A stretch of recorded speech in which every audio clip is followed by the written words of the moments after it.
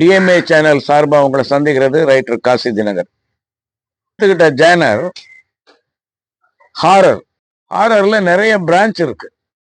ஏன்னா நான் சொல்லியிருக்கேன், மர்டர் மிஸ்ட்ரியில ஹாரர்ல கூட மர்டர் மிஸ்ட்ரி வரலாம், எந்த ஜேனரையும் எதுக்குள்ளேயும் கொண்டுடலாம்னு சொல்லியிருக்கேன். பெரும்பாலும் ஹாரர்னா நீங்க என்ன நினைப்பீங்க? இந்தியன் பிலிம்ல ஹாரர்னா பேய், அது ஒரு பிசாசு பேய் அந்த மாதிரி இருக்கணும் அப்படின்னு சொல்லுவீங்க. ஃபாரின் மூவில ஹாரருங்கிறது ஒரு ஜேனரா இருந்தாலும் அவங்க பண்ண வெரைட்டியே இந்தியன் பிலிம்ல அதிகமா யாரும் பண்ணல. ஹாரருங்கிறது வந்து பேய் மட்டும் அல்ல. பேய்ங்கிறது வந்து பயப்படக்கூடிய விஷயத்த பேய்ங்கிறோம், கோஸ்ட்ங்கிறோம். கோஸ்ட்லயும் கோஸ்ட் வந்து ஒரு ஆவியா வந்து ஒரு சில பேரை மிரட்டுற மாதிரி கதைகள் நிறைய வந்திருக்கு. ஆனால் ஆங்கில படங்கள்ல எப்படின்னா கோஸ்ட ஹியூமரா காமிச்சிருக்காங்க. ஒரு கோஸ்ட ஒரு உயிரோட இருக்கிற ஒரு பொண்ணை லவ் பண்ற மாதிரி காமிச்சிருக்காங்க.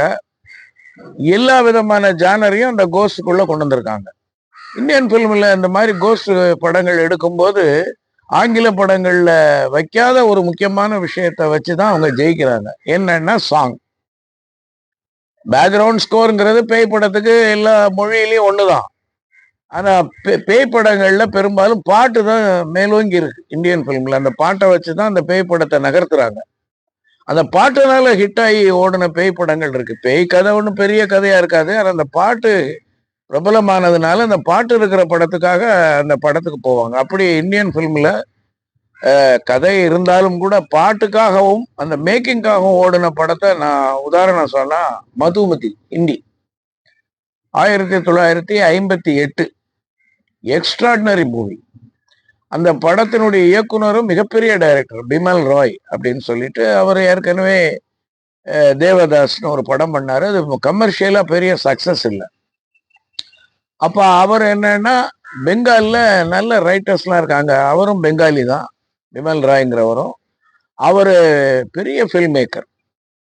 அவருடைய படங்களை உதாரணமா சொன்னீங்கன்னா எத்தனையோ படங்கள் சொல்லலாம். அதுல இந்த மதுமதி நம்பர் 1 மூவி. ஏன்னா கிட்டத்தட்ட அப்பவே ஃபிலிம்ஃபேர் அவார்டுல 12 போட்டி, 12 விதமான கேட்டகரியில் அவங்க கலந்துக்கிட்டா 9 அவார்டு கிடைச்சிது. கலெக்ஷனே பார்த்தீங்கன்னா 1 கோடி ரூபாய் அந்த காலத்துல அவங்க இன்வெஸ்ட் பண்ணாங்கன்னா 80 லட்சமும் 1 கோடியோன்னா அது 4 கோடி ரூபாய் கலெக்ட் பண்ணுச்சு. இன்னைக்கும் ஒரு இந்தியன் ஃபில்ம் ஹிஸ்டரியில பெஸ்ட் கிளாசிக் மூவிஸ்ல ஹாரர்ல நம்பர் 1ல இருக்கிறது மதுமதி தான். அந்த படத்தினுடைய வெற்றிக்கு என்ன காரணம்னா சாங்ஸ். மியூசிக் பண்ணது சலீல் சௌத்ரி, அவரும் பெங்காலி. அந்த படத்துக்கு கதை கொடுத்தவர் யாருன்னா ரித்விக் கட்டக் அப்படின்னு ஒரு மிகப்பெரிய ரைட்டர். இந்த மதுமதிக்கு ஸ்கிரீன் பிளே பண்ணியிருக்காரு. பாடல்கள் அப்போ உள்ள மிகப்பெரிய கவிஞர்கள் எழுதியிருக்கிறாங்க. பாடினது முகேஷ், முகமது ரஃபி, லதா மங்கேஷ்கர். பாட்டு சூப்பர் டூப்பர் ஹிட். அதுல ரொம்ப பாட்டுகள் கேப் இல்லாம பக்கத்துல வந்தாலும் எல்லா பாட்டும் ஹிட். அப்படி ஒரு படம் ஜெயிச்சது அபூர்வம்.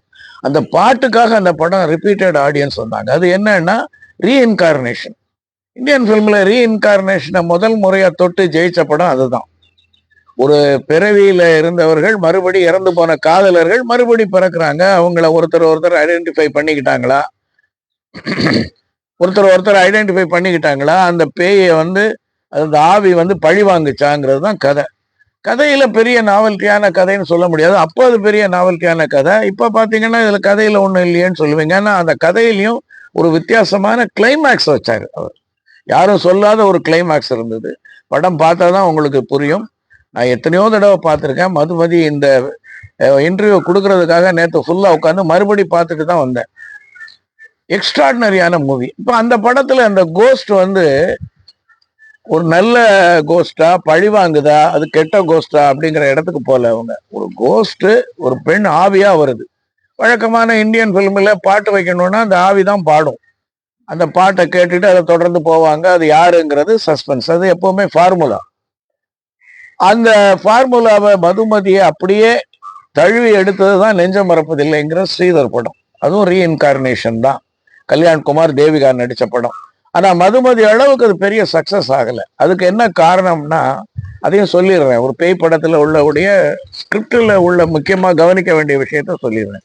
ரீஇன்கார்னேஷன்னா ஒருத்தர் இறந்ததுக்கு அப்புறம் மறுபிறவியில மறுஜென்மத்துல பிறக்கிறது தான் ரீஇன்கார்னேஷன். மறு ஜென்மம். ஆனால் நெஞ்ச மறப்பதில்லை படத்துல அந்த பீரியடில், அதாவது போன ஜென்மத்துல இறந்த காதலர்கள் அவங்கள பிரிச்ச அந்த வில்லன் இந்த ஜென்மம் வரைக்கும் இருக்கான் அப்படின்னு சொல்லி ஒரு கதையை ஸ்ட்ரெச் பண்ணி பார்த்தாங்க. அது ஏஜ் பாருங்க, கணக்கு போட்டு பார்த்தீங்கன்னா அவங்க அவர் அப்ப அந்த கதை நடக்கும்போது அவருக்கு ஒரு 50 வயசு 60 வயசு இருக்கும், அல்லது அவருக்கு ஒரு 70 வயசு இருக்கும்னு வைங்க, ஒரு பேருக்கு சொல்றேன். அவர் 25 வருஷம் கழிச்சு அவர் வர்றாரு அப்படின்னு சொன்னீங்கன்னா, அவரும் இறந்து அவரும் பழி வாங்க வர்றாருன்னா கதை நல்லா இருக்காது. எல்லாருமே பிறந்து ரீஇன்கார்னேஷன்ல வராம அந்த காதலர்களை மட்டும் வச்சுக்கிட்டு, ஆனா அந்த அந்த ஹீரோனுடைய அப்பா நம்பியார் அவர் 120 வயசு வரைக்கும் வாழ்ந்தாரு, 100 வயசுக்கு மேல இருந்தாருன்னு ஒரு வயசான ரோலை போடும்போது மக்களுக்கு அதுக்கு முன்னால் அது மாதிரி பழக்கம் இல்லை. அவ்வளோ ஏஜ் வரைக்கும் ஒருத்தர் இந்த பிறவிலையும் உயிரோட இருக்காராங்கிறது அப்போ ஒரு கேள்விக்குறியா இருந்திருக்கலாம். இந்த படத்தினுடைய பெரிய வெற்றி வர வேண்டிய படம் தான். ஆனால் இப்போ பெரிய சக்ஸஸ்ஃபுல் ஃபில்ம்னு சொல்லுவாங்க. கமர்ஷியலாக அது பெரிய ஹிட் கிடையாது. மதுமதியில் என்னன்னா அப்படி பண்ணலை. 2 பேர் காதலித்தாங்க. காதலிச்சதுக்கப்புறம் அந்த ஹீரோயினை வில்லன் கற்பழிக்க வரும்போது மாடியிலிருந்து குதிச்சு செத்து தற்கொலை பண்ணிக்கிட்டான். இப்ப அந்த ஹீரோ வெளியூர் போயிருக்கும் போது இந்த தவறு நடந்தது. திரும்பி பார்த்தா தன் காதலியை காணும்னு தேடுறாரு. அப்ப டவுட்லாம் யார் மேல வருதுன்னா, அந்த வில்லன் ஜமீன்தார் மாதிரி ஒரு அரண்மனையில இருக்கிறவர் தான் இந்த பொண்ணு மேல ஆசைப்பட்டு இவளை ரேப் பண்ண வரும்போது அவர் செத்து போயிட்டாங்கிற தகவல் தெரியுது. அவர் ஒரு நல்ல படம் வரைகிறவர். அப்ப அந்த சந்தர்ப்பத்துல அவருக்கு அந்த காட்டுக்குள்ள அவரு இந்த படங்கள்லாம் வரைகிறதுக்கு போகும்போது அங்க வேற ஒரு பொண்ணு வருது. அது கிட்டத்தட்ட அந்த இறந்து போன மதுமதிங்கிற பொண்ணு தான் தன்னுடைய காதலியை இறந்துட்டா. அவளுடைய ஆவி பாடிக்கிட்டு அங்கங்க இருக்கு, பாக்குறாரு. ஆனா அவர்கிட்ட நேரடியா அந்த ஆவி பேசலை. இப்ப அதே மாதிரி உருவம் உள்ள ஒரு பொண்ணை பாக்குறாரு. இதெல்லாம் போன ஜென்மத்து கதை. இப்ப நான் சொல்லிக்கிட்டு வர்றது, அவர் முதல் முறையா வரும்போது ஒரு ஃபாரஸ்ட்குள்ள ஒரு ஆபீசரா வராரு. வரும்போது அந்த பழைய பில்டிங்ல போகும்போது அவருக்கு பழைய நினைவுகள் வரும்போது அந்த ஜமீன்தாரனுடைய படத்தை பாக்குறாரு. இவர் எனக்கு தெரிஞ்ச மாதிரி இருக்கு, இவர்கிட்ட நான் படம் வரைஞ்சிருக்கேங்கிறதெல்லாம் சொல்றாரு. கூட வந்த ஃப்ரெண்டு என்னையா நீ குழம்புறேங்கிறாங்க. அப்ப அந்த பாட்டை கேட்கிறாரு. அந்த பொண்ணை பார்க்கும்போது பழைய ஞாபகங்கள் பிளாஷ்பேக்கா முடிக்கிறாங்க. அந்த பிளாஷ்பேக்ல தான் இந்த கதை. அந்த வில்லன் அவளை கெடுத்தது, செத்து போனது, அவளை அந்த வில்லனை எப்படி இவங்க பழி வாங்குறாங்க அந்த ஹீரோ ஹீரோயினுங்கிறது பிளாஷ்பேக். அது आज क्यों डरने लगे? याद है वो तूफानी रात जब तुम इनके जख्मी हो जाने की झूठी बात कहकर मुझे यहाँ ले आए? उसके बाद क्या हुआ? बोलो, उसके बाद क्या हुआ? चुप क्यों हो? आगे बढ़ो, बताता हूँ, सब बताता हूँ। तुम बाबूजी बाबूजी पुकारती हुई मेरे कमरे में चली आई। मैंने तुम्हें काबू कर लिया। बाबूजी,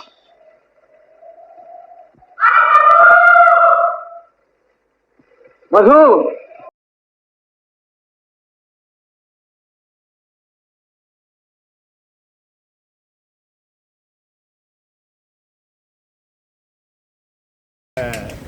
மதுமதி படத்தை நீங்கள் கட்டாயம் பாருங்கள். பார்த்தீங்கன்னா ஒரு ஹாரர் மூவியில் ஸ்க்ரீன் பிளேங்கிறது எவ்வளோ ப்ரில்லியண்ட்டாக அதை அமைச்சிருக்காங்கங்கிறது உங்களுக்கு கற்றுக்க முடியும். இப்போ நான் இந்த எபிசோடு ஹாரரை பற்றி பேசுகிறதுக்காக நான் நெட்டில் உட்காந்து ரிசர்ச் பண்ணிட்டு தான் வந்தேன். இந்த கிளாசிக் ஹாரர் மூவிஸ் அப்படின்னு போட்டால் கிட்டத்தட்ட குறைஞ்சது 200 படம் இருக்குது, ஆங்கில படங்கள். இந்தியன் ஃபிலிமில் அதில் வர்றதுக்கு சான்ஸ் இல்லை. ஏன்னா அதை யாரும் எடுத்து வெப்சைட்டில் இது வரைக்கும் வந்த படங்களை பற்றி ஒரு வெப்சைட் இல்லை, போட்டால் சரியாக வரமாட்டேங்குது. அந்த ஹாரர் மூவி, கிளாசிக் மூவிஸில் ஹாரர்னு அவங்க சொல்கிறது என்னென்னா வெறும் பேய், வெறும் கோஸ்ட் மட்டும் இல்லை, நிறைய சப்ஜானர் இருக்குது. அதில் இயற்கையினுடைய அழிவுனால் 28 days ஆஃப்டர் அப்படின்னு ஒரு படம் இருக்குது. அந்த ஒரு இங்கிலீஷ் படம் இருக்குது. அந்த படத்தில் உலகம் அழிய போகுது, திடீர்னு ஒரு ஒரு ஒரு ஒரு தீப்பிடிச்சு எரியுது, ஒரு இடம் அப்படியே அழியுது, மக்கள்லாம் பயப்படுறாங்க, அங்கே எந்த இடத்துலையும் இருக்க முடியாமல் அவங்க தப்பிச்சு போகிறாங்க. அதுவும் ஹாரர் தான். அது எஃபெக்ட்லாம் போட்டு பார்த்தீங்கன்னா அவ்வளோ பிரம்மாண்டமாக இருக்குது. ஹாரருங்கிறத ஒரு நீங்கள் இந்தியன் ஃபிலிமில் ஒரே ஒரு வட்டத்துக்குள்ளே சுருக்கிக்காதீங்க. பேய், பிசாசு, கோஸ்ட் இருந்தால் தான் ஹாரர் அப்படின்னு இல்லை. நான் அந்த கிளாசிக் மூவிஸினுடைய லிஸ்ட்டை படிக்கும்போது அதில் 1960 வந்த ஒரு இங்கிலீஷ் படம். டைட்டில் நல்லா இருந்ததுன்னா உடனே பார்ப்பேன். இந்த ஹாரர் மூவிக்கு என்ன டைட்டில் கொடுத்துருக்காங்க,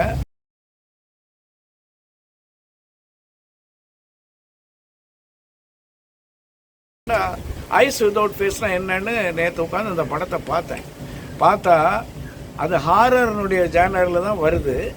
ஆனால் பேய் கிடையாது, பிசாசு கிடையாது, கோஸ்ட் கிடையாது. எக்ஸலண்ட்டான ஒரு அருமையான ஒரு கதை கரு, ஸ்க்ரீன் பிளே. அது பெரிய எதிர்ப்பு வந்தது. ஒரிஜினலாக அது ஃப்ரெஞ்ச் ஃபில்ம். நான் பார்க்கும்போது கூட சப்டைட்டில் வந்ததே ஒழிய ஃப்ரெஞ்சில் தான் அவங்க பேசுகிறாங்க. சப்டைட்டில் பார்த்தா எனக்கு படம் ஃபாலோ பண்ண முடியாது, நான் பார்க்கல. என்ன கதைன்னா, ஒரு எடுத்த உடனே ஒரு பொண்ணை கொண்டு போய் ஒரு காரில் ஒரு லேடி கொண்டு போய் ஒரு பொண்ணை, ஒரு டெட் பாடியை கொண்டு போய் ஒரு தண்ணிக்குள்ளே தூக்கி எறிகிறாங்க.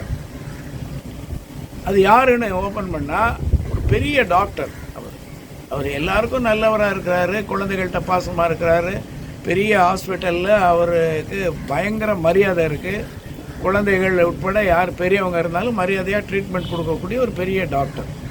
அவர் எதில் ஸ்பெஷலிஸ்ட் அப்படின்னா, எல்லா தரப்பில் ஜெனரல் ஃபிசிஷியனாக அந்த காலத்தில் இருந்தால் கூட அவர் ஒரு சர்ஜரியில் பெரிய சர்ஜன்.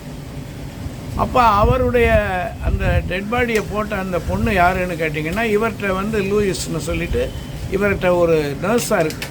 ரொம்ப நம்பிக்கைக்கு பாத்திரமாக இருக்கக்கூடிய ஒரு நர்ஸ் அந்த அம்மா. முதல்ல டெட் பாடியை தண்ணியில் தூக்கி போட்டது. ஒரு பெரிய ஹாஸ்பிட்டல், ஊருக்கு வெளியில் இருக்கிற ஹாஸ்பிட்டல் பக்கத்துலேயே அவருடைய பேலஸ் மாதிரி ஒரு வீடு, அவருடைய குவார்ட்டர்ஸு பெரிய வீடாக தனியாக இருக்கிறது. அவர் அந்த நர்ஸ் அடிக்கடி வந்துட்டு போகிறாங்க. ஒரு தடவை ஒரு ஆக்சிடெண்ட்டில் போகும்போது அந்த பொண்ணுக்கு முகம் செதஞ்சு போச்சு, ரொம்ப குரூரமாயிடுச்சு. அந்த பீரியடில் பிளாஸ்டிக் சர்ஜரியெல்லாம் இல்லாத காலம் இந்த படம். அதனால் நீங்கள் அதை போட்டு குழப்ப வேண்டாம். அப்போ அந்த முகம் குரூரமான உடனே சின்ன பொண்ணு, கல்யாணம் ஆகாத பொண்ணு, அதனுடைய வாழ்க்கையே போயிடுமேங்கிறதுக்காக அவர் என்ன பிளான் பண்ணுறாருன்னா, யாராவது ஒரு பொண்ணை டெட் பாடியை இறந்த உடனே அந்த பெண்ணினுடைய முகத்தினுடைய தோலை எடுத்து இந்த பொண்ணுக்கு ஒட்டிடுவோம். கண்ணு ஓகே, முக பார்வை இருக்குது, அந்த கண் பார்வை இருக்குது, உடல்லாம் நல்லபடியாக ஃபங்க்ஷன் ஆகுது, ஹெல்த்தியாக இருக்குது. ஆனால் முகம் விகாரமாக இருக்கிறதுனால அந்த தோலை இதுக்கு ஒட்டிடுவோம் அப்படின்னு அவர் ஒரு ரிசர்ச் பண்ணுறாரு. அதுக்காக முதல்ல அந்த டெட் பாடியை எடுத்துகிட்டு வந்த உடனே இந்த பொண்ணை காட்டுறாங்க. இந்த பொண்ணு முகம் எப்படி இருக்குன்னா, ஆடியன்ஸுக்கு க்யூரியாசிட்டி, படுத்து அப்படியே தூங்கிக்கிட்டு இருக்கு. அந்த பக்கம் முகத்தை காட்டாமல் கேமராவுக்கு நர்ஸு போய் ஆறுதலாக பேசுகிறாங்க, அப்பா பேசுகிறாரு. பேசுனா முகத்தையே காட்டலை. நமக்கு என்ன க்யூரியாசிட்டி வருதுன்னா, அந்த பொண்ணு யார், அந்த பொண்ணை ஏன் முகத்தையே காட்டாமல் பேசுதுன்னு அங்கேயே ஒரு ஆர்வத்தை தூண்டிடுறாங்க. அதுக்கப்புறம் கதையில் என்ன சொல்கிறாங்கன்னா, அந்த பொண்ணு சொந்த மகள், அவளுக்காக இவங்க இந்த மாதிரி ஒரு பெண்ணாக கடத்தி கொண்டு வந்து அவளை மயக்கத்தை கொடுத்து அவளுடைய முகத்தில் இருக்கிற அந்த ஸ்கின்னை மட்டும் கத்திட்டு மெதுவாக அதை எடுத்து அவளுக்கு ஒட்டுறாங்க அப்படின்னு சொல்கிறாங்க. முதல்ல கொண்டு வந்த டெட் பாடியை காட்டுறாங்க. அந்த பெண்ணினுடைய முகத்தை ஒட்டும்போது, அந்த தோலை ஒட்டும்போது அவளுக்கு ஸ்கின் அலர்ஜி சரியாக வரலை. அதுக்காக ஓப்பனிங் சீன்லேயே என்ன பண்ணிடுறாங்க, பிரில்லியண்ட்டாக அந்த பொண்ணு முகத்தை பார்த்தா ஆடியன்ஸுக்கு அவர்ஷன் வரக்கூடாதுன்னு ஒரு மாஸ்க், அந்த அம்மா கண்ணு மட்டும் தெரிகிற மாதிரி முகம் அப்படியே ஒரு முகம் மாதிரியே ஒரு மாஸ்க்கை போட்டுரு. அழுது ஃபீல் பண்ணுது, என் லைஃப் இப்படி ஆகிப்போச்சு அப்படிங்குது. அப்பா இப்படி தன்னுடைய முகத்துக்காக வேறொரு பெண்ணை கொன்னோ அல்லது ஒரு டெட் பாடியில் இருந்தோ ஒரு தோலை எடுத்து கொண்டு வந்து தனக்கு ஒட்டுறாங்கன்னு அந்த பொண்ணுக்கு தெரியாது. ஸோ அப்படி இருக்கும்போது ஒரு ஸ்டேஜில் நிறையா பெண்கள் இது மாதிரி கடத்திட்டு அந்த டெட் பாடி, ஒருவேளை அந்த பொண்ணு அந்த தோலை எடுக்கிற முயற்சியில் அந்த பொண்ணு செத்து போனால் கூட அந்த டெட் பாடியை அவங்களுக்குன்னு ப்ரைவேட்டாக ஒரு சிமெட்ரியில் அவங்களுக்குன்னு ஒரு இது இருக்குது, கிரேவ்யார்டு மாதிரி ஒன்று வச்சுருக்காங்க சாவியோடு.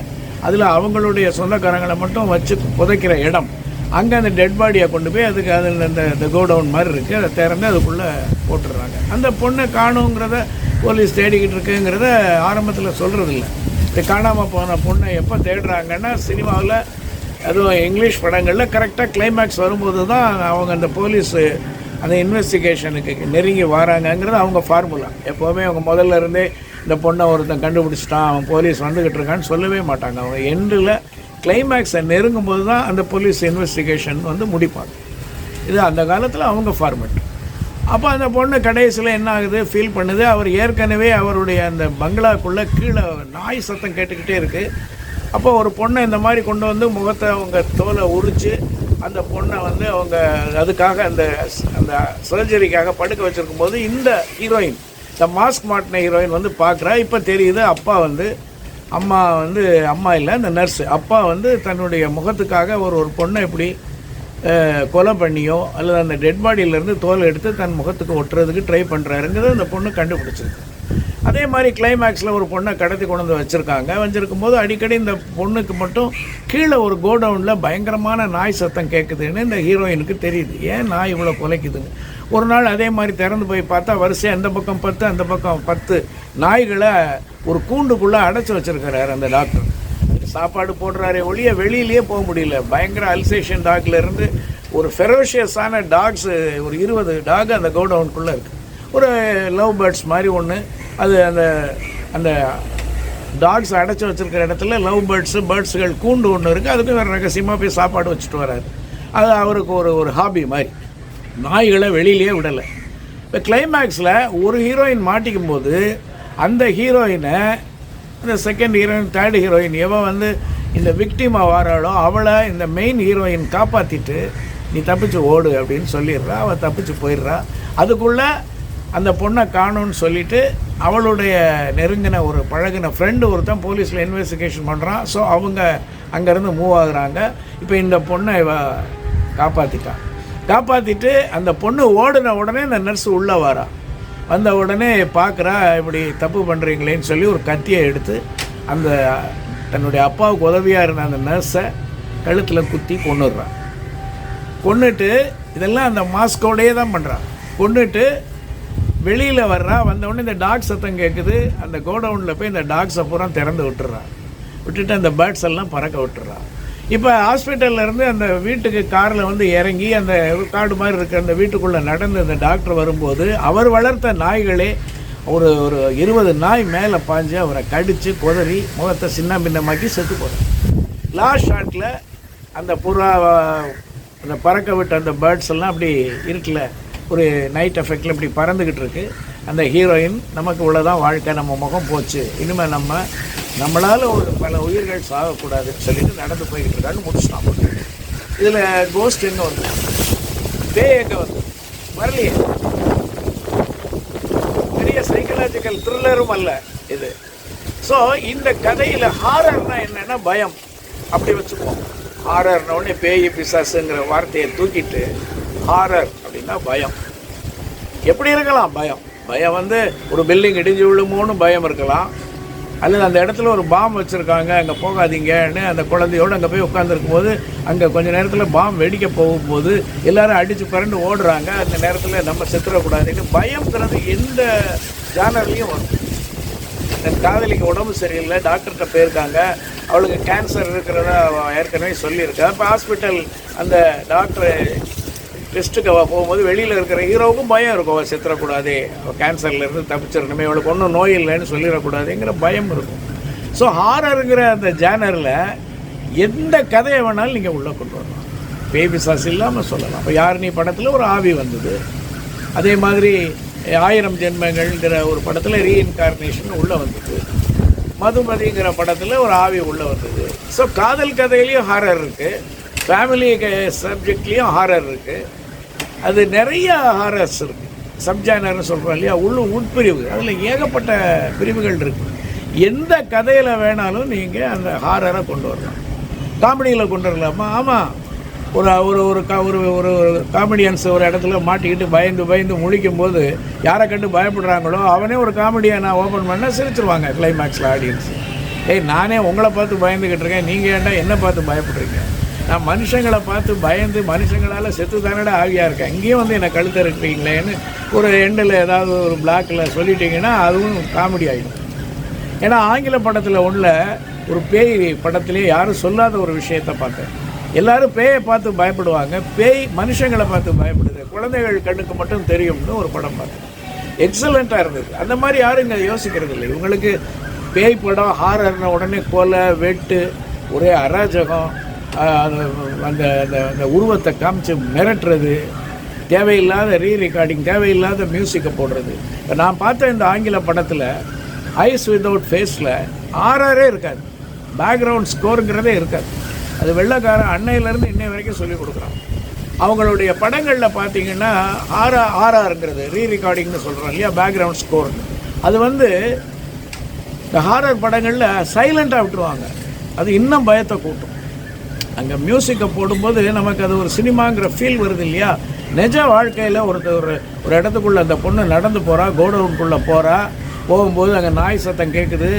அவள் வந்து என்ன அந்த கதவை திறந்து மெதுவாக பார்க்குறா. அங்கே அந்த எஃபெக்ட் மட்டும் போடுவாங்க, கதவை திறக்கிற சத்தம், ஷூ சவுண்டு, இவ்வளோ தான் போடுவாங்களே ஒழிய ஹாலிவுட் படங்களில் இருக்காது, ரொம்ப கம்மியாக இருக்கும். நீங்கள் எந்த படம் பார்த்தாலும் சரி, பேர்ட்ஸ்னு ஒரு படம், ஆல்ஃப்ரட் ஹிட்ச்காக் படம், ஹாரர் மூவி வகையை சேர்ந்தது. கடைசி கிளைமேக்ஸில் கூட பார்த்தீங்கன்னா அவ்வளோ பெரிய ஆல்ஃப்ரட் ஹிட்ச்காக்கு அந்த பேர்ட்ஸ் சவுண்டு மட்டும்தான் இருக்கும். அவங்க அந்த பேர்ட்ஸ்கிட்ட இருந்து அது எப்படி தப்பிக்கிறாங்க அப்படிங்கிற அந்த மூடு மட்டும்தான் இருக்குமே ஒழிய, கடைசியில் தப்பி காரில் போகும்போது மைல்டாக ஒரு மியூசிக் போடுவாங்க. அதுதான் அவங்ககிட்டருந்து நம்ம கற்றுக்காத ஒரு விஷயம்.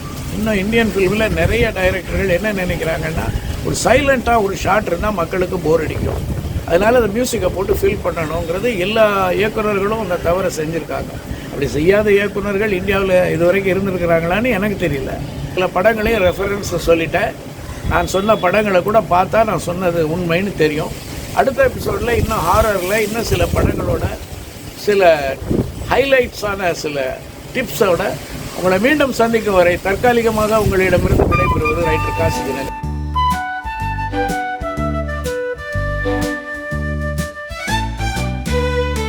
சினிமாவில் வெற்றி வேணுமா ஃப்ரெண்ட்ஸ், எங்கள் டிஎன்ஏ சேன பாருங்கள்.